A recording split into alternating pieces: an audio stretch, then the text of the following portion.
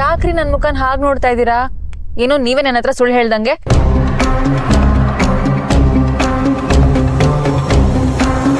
ನಾನು ನಿಮ್ಮ ಹತ್ರ ಸುಳ್ಳು ಹೇಳಿದ್ದೀನ?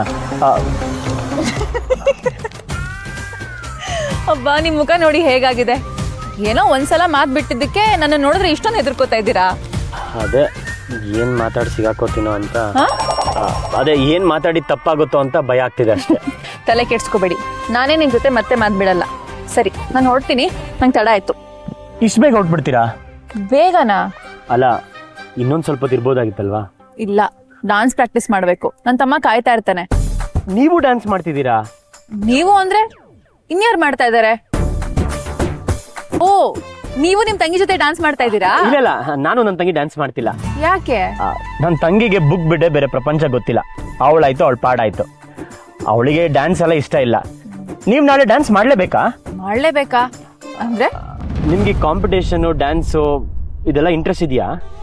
ಇಂಟ್ರೆಸ್ಟ್ ಅಂತಿಲ್ಲ, ನನಗೆ ಡಾನ್ಸ್ ಅಂದ್ರೆ ತುಂಬಾ ಇಷ್ಟ. ಆದ್ರೆ ನಾಳೆ ನಾನು ಭಾಗವಹಿಸ್ತಾ ಇರೋದು ನನ್ನ ತಮ್ಮನಿಗೋಸ್ಕರ. ತಮ್ಮನಿಗೋಸ್ಕರನಾ? ಅವ್ನು ಯಾವತ್ತೂ ಡಾನ್ಸ್ಗೆಲ್ಲ ತಲೆ ಕೆಡ್ಸ್ಕೊಂಡವನೇ ಅಲ್ಲ. ಆದ್ರೆ ಫಸ್ಟ್ ಟೈಮ್ ನಾನು ಗೆಲ್ಬೇಕು, ನನ್ನ ಜೊತೆ ಗೆಲ್ತೀಯ ಅಂತ ಕೇಳಿದಾನೆ. ಹಾಗಿದ್ಮೇಲೆ ನಾನು ಗೆಲ್ಲಕ್ಕೆ ಡಾನ್ಸ್ ಮಾಡ್ಲೇಬೇಕಲ್ವಾ? ಹೌದಾ? ಅವನು ಗೆಲ್ಬೇಕಾ? ನಾನ್ ಗೆದ್ರೆ ನಿನ್ ಲವ್ ವಿಷಯನ ಎಲ್ಲೂ ಹೇಳಲ್ಲ. ಗೆಲ್ಲು ಬೇಕಾ? ವಿನ್ ಆಗ್ಲೇಬೇಕು. ಚಿಕ್ಕ ವಯಸ್ಸಿಂದ ನನ್ನ ತಮ್ಮ ಮನೆ ಪರಿಸ್ಥಿತಿನ ಎಷ್ಟು ಚೆನ್ನಾಗಿ ಅರ್ಥ ಮಾಡ್ಕೊಂಡಿದ್ದಾನೆ ಗೊತ್ತಾ? ಇದು ಬೇಕು ಅದು ಬೇಕು ಅಂತ ಯಾವತ್ತೂ ಕೇಳ್ದೋನಲ್ಲ.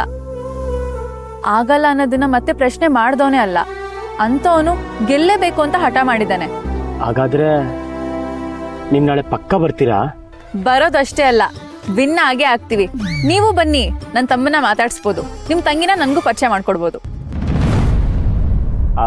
ನನ್ನ ತಂಗಿಗೆ ಇದೆಲ್ಲ ಈವೆಂಟ್ ಎಲ್ಲ ಇಷ್ಟ ಇಲ್ಲ. ಅವಳು ಮನೇಲೆ ಕುತ್ಕೊಂಡು ಓದ್ತಿರ್ತಾಳೆ. ಅವಳು ಡ್ಯಾನ್ಸ್ ಮಾಡೋದಿರ್ಲಿ, ನೋಡೋಕ್ಕೂ ಇಂಟ್ರೆಸ್ಟ್ ಇಲ್ಲ.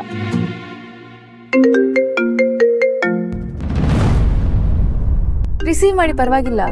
ಛೇ, ರಿಯಾ ಫೋನ್ ರಿಸೀವ್ ಮಾಡಿದೆ. ನಂಗೆ ಬೇರೆ ವಿಧಿನೇ ಇಲ್ಲ.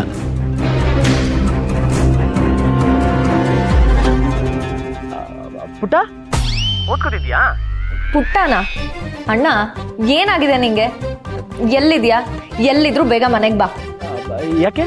ಡ್ಯಾನ್ಸ್ ಪ್ರಾಕ್ಟೀಸ್ ಮಾಡಕ್ಕೆ.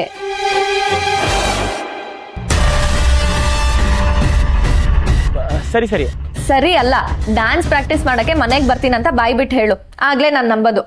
ಅದನ್ನೇ ಹೇಳಿದ್ನಲ್ಲ ಸರಿ ಅಂತ. ನೀನೇನು ಹೇಳಿದೆ? ಅದೇ, ಅದಕ್ಕೆ ಬರ್ತೀನಿ. ಈಗೇನ್ ನೀನ್ ಹೇಳ್ತೀಯೋ ಅಥವಾ ಅರು ಅಮ್ಮಂಗೆ? ಬೇಡ, ಪ್ರಾಕ್ಟೀಸ್ಗೆ ನಾನೇ ಬರ್ತೀನಿ. ಏನ್ ಪ್ರಾಕ್ಟೀಸ್ಗೆ ಅಂತಾನು ಹೇಳು.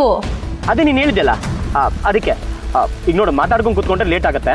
ನಾನು ಬರ್ತೀನಿ. ಓಕೆ, ಬಾಯ್ ಬಾಯ್.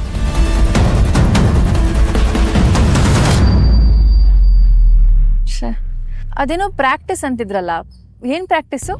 ಅದೇ ನನ್ನ ತಂಗಿ ಫೋನಲ್ಲಿ ಹೇಳಿದ್ಲಲ್ಲ, ಅದೇ ಪ್ರಾಕ್ಟೀಸ್. ಅದೇ ಏನ್ ಪ್ರಾಕ್ಟೀಸು?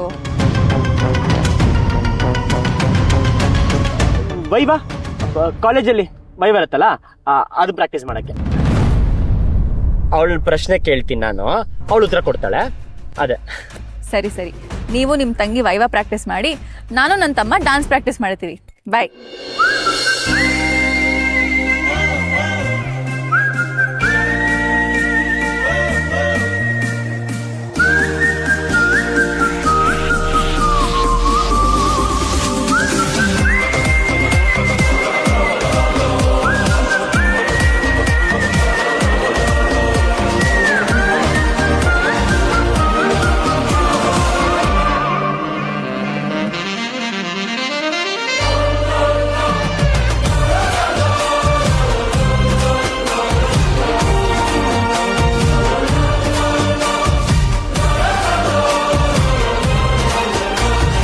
ಡಬ್ಬ ಮೂತಿ ಮತ್ತೆ ಅವ್ರ ಅಕ್ಕ ಅದ್ ಏನೇ ಪ್ರಾಕ್ಟೀಸ್ ಮಾಡ್ಲಿ, ಗೆಲ್ಲೋದು ನಾನು, ನಮ್ಮಣ್ಣ ವಿರಾಜೆ.